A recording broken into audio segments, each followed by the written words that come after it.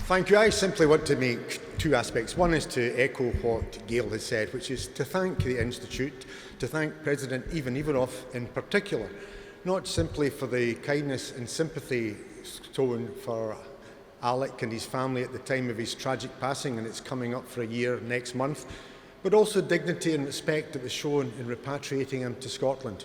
It was deeply touching. It will never be forgotten. And the fact that your remarks earlier in the Robert Burns committee room were unscripted, I think, is a great testimony and something that we're extremely touched by.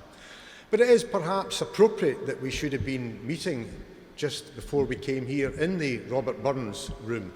That was Scotland's national poet. Alec was a big Burns man.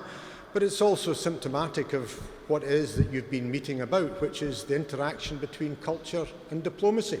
Alec was much more knowledgeable about Burns than I ever was, but I've been taking some time out to do some research about Burns statues.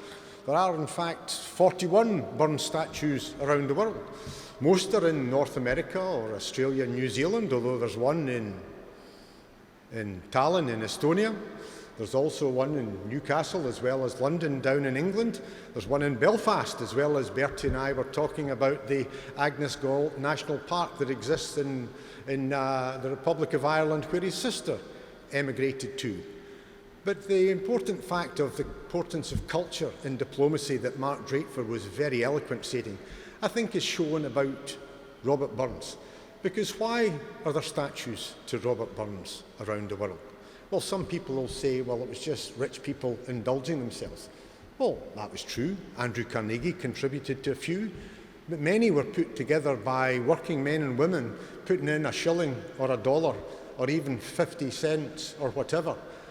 Some will say, well, they were all in the big cities like New York or Toronto, and of course that's where the emigrant Scots were. But there are communities even today with only 3,000 people in South Island, New Zealand, that have a statue to Robert Burns.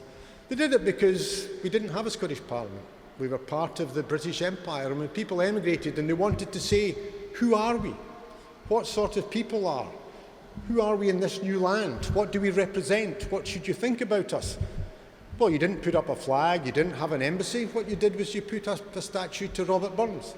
Because in erecting a statue to Robert Burns, you were, what you thought, putting forward who you thought you were. A belief in education, a belief in egalitarianism, a belief in hard work and thrift. These are universal values, but the Scottish communities thought that they were also their values, and that was why statues to Robert Burns went up.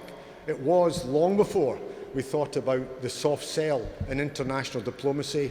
It was cultural diplomacy, and I can only end by quoting our national bard Robert Burns, that it's coming yet for all that man to man the world o'er shall brothers be for all that.